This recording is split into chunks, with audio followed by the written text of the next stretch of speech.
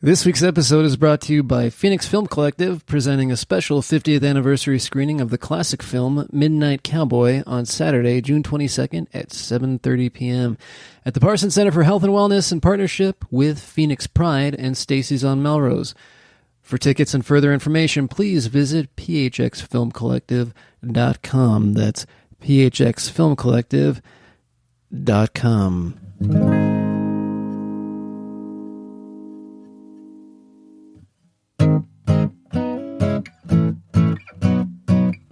Hey there, everyone. Thanks for listening to Limited Engagement. I'm your host for the show, Jared Duran. My guest on this episode is Mark Allred, whom you may know from the Haymarket Squares or the Blood Feud Family Singers, and hopefully from his guitar shop, Allred Guitars, which is the reason I wanted to talk to him, actually. But I'll get to that in a sec. And let's get all the business out of the way, right? Please rate and review this show on Apple Podcasts or wherever you listen. It's very helpful. Helps, suggest it to people, I think. Something. It's important, apparently. And subscribe, if you would.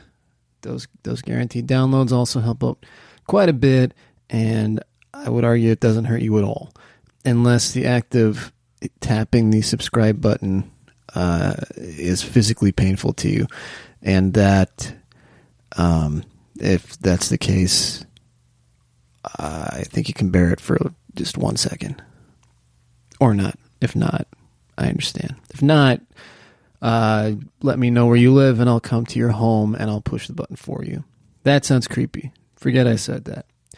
I don't know where my head is at today. All right. Social media wise, you can follow the show and me basically, because it's just me tweeting whatever, on Twitter at LTD_engagement. You can follow on Instagram at LTD engagement. It's LTD engagement on Twitter. No, I just said Twitter. It's Facebook. The Facebook page is under LTD Engagement as well. You can check out ltdengagementpot.com and email ltd.engagement@gmail.com. And that's where, if you're wanting to give any feedback, if you want to suggest a guest, or you want to be a guest, that's where you would get in touch with me. If you want to support this show and other podcasts that I do, then you can go to patreon.com/hootandwaddle and become a patron there. Anything over $1 a month, and anything at all is appreciated. But you get exclusive patron-only things at the $5 a month level, including the exclusive bonus podcast, Apocalyptic Popsicle. Name I'm immensely proud of. And, eventually I'll get around to putting the archives of the old shows on there as well. Of Limited. I'll find the time for that. So it's actually, as of this year, I believe. Yeah, that sounds about right. I think probably January. It was either in December of right after I turned 16, so that would have been why am I trying to remember the specifics? Anyway, it's been, what I'm trying to say is, I've been playing guitar for 20 years. I completely self-taught.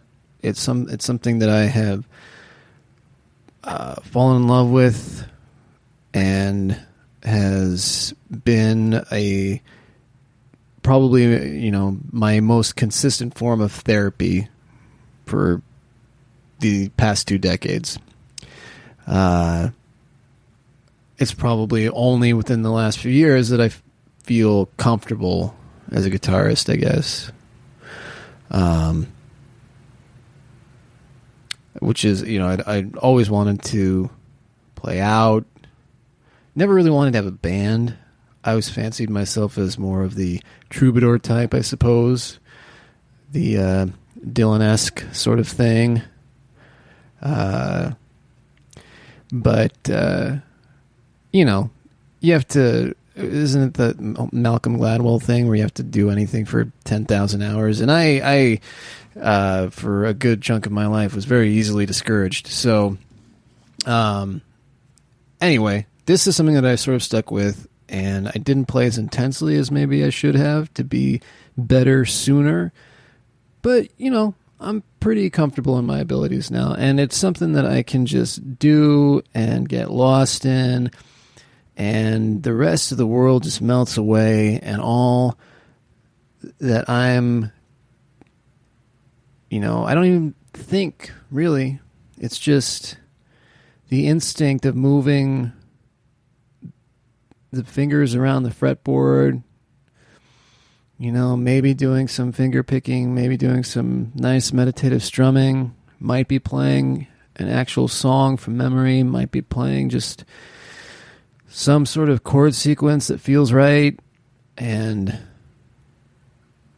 I can reach this state of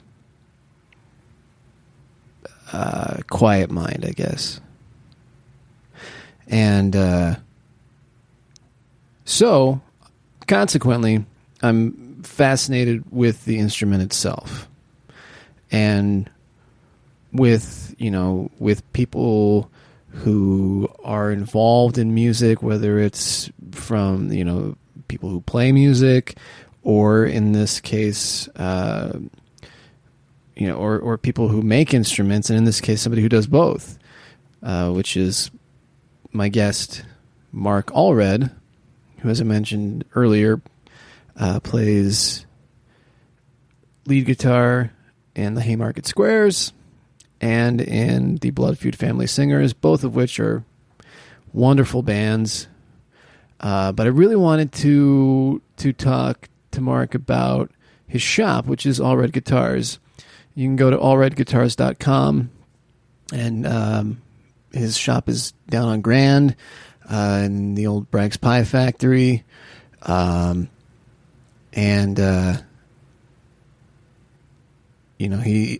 been following his Instagram for a long time, and really loved the work he would display. And so I was just like, something that I haven't done before is talk to somebody who makes instruments or works with instruments. He's a luthier, and trained. And I think quite good. So you should check out all of his stuff, both on Instagram and, as I mentioned, at Allred Guitars.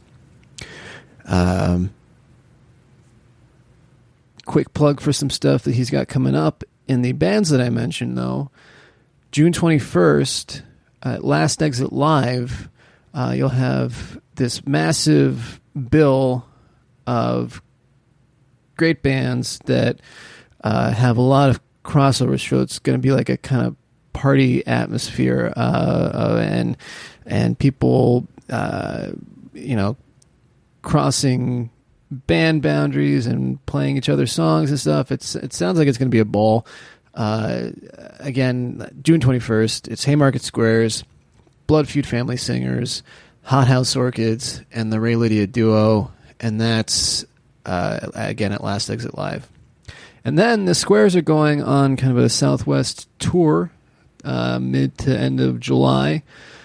Specifically July 19th through the 27th. They'll be in New Mexico, Colorado, Utah, and you can find out details on those dates and locations at haymarketsquares.com/tour.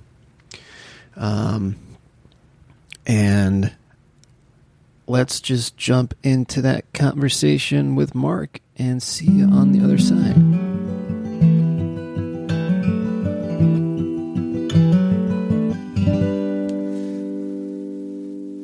Forth about the headphones. Sometimes I don't mind wearing them, and sometimes it's just nice to have the chat. Yeah. Yeah. So it was kind of cool that I've wanted to talk to you about what you do outside of the bands for a long time, because making instruments is very interesting to me. It's it's an artisan skill, and not a lot of people have that anymore. It's still like a very specialty thing, and especially with instruments,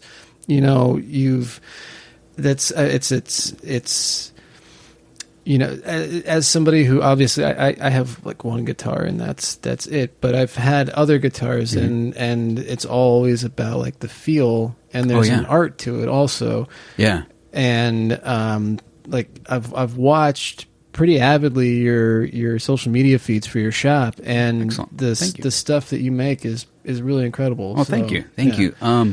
It is. I mean, so what it is, I'm a luthier. Mm-hmm. I was going to ask how to pronounce that, because I was, it's like, is it the French? Do I say luthier? Or, no, most people in America just say luthier. Okay. And that is a maker of stringed instruments. I'm more of the stringed instruments that I make is ordinarily fretted instruments. Mm-hmm. Guitars, I can make banjos and work on,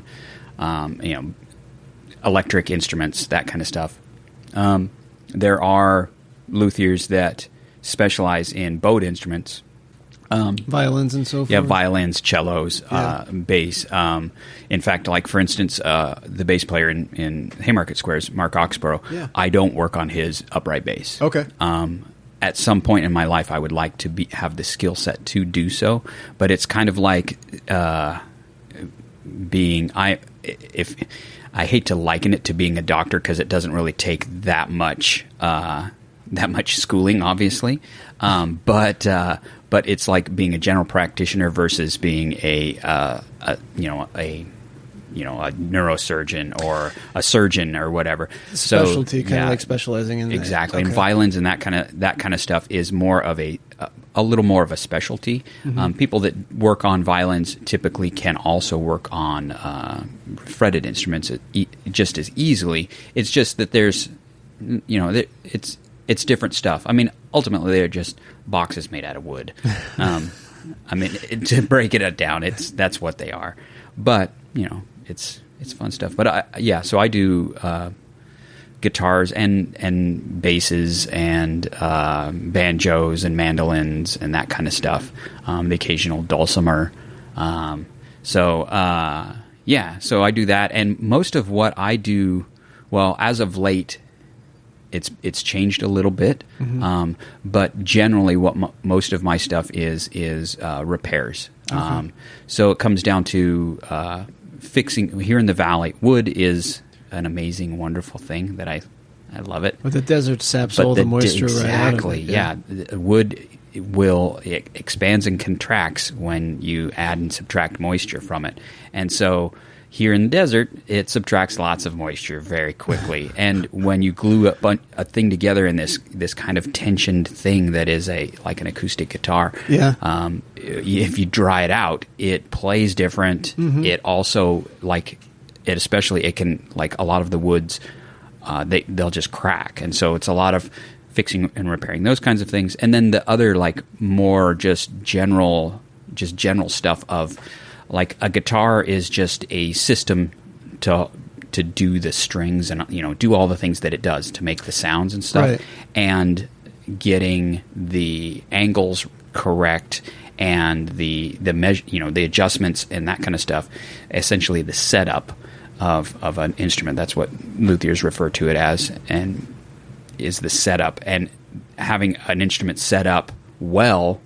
It can play so. I mean, inexpensive instruments these days come with, to tolerances that 50 years ago they were only hoping for. Huh. So even a $150, $200 Squier, whatever, or Epiphone, cheap electric, it shows up and it doesn't play real well, but you get it set up to play with the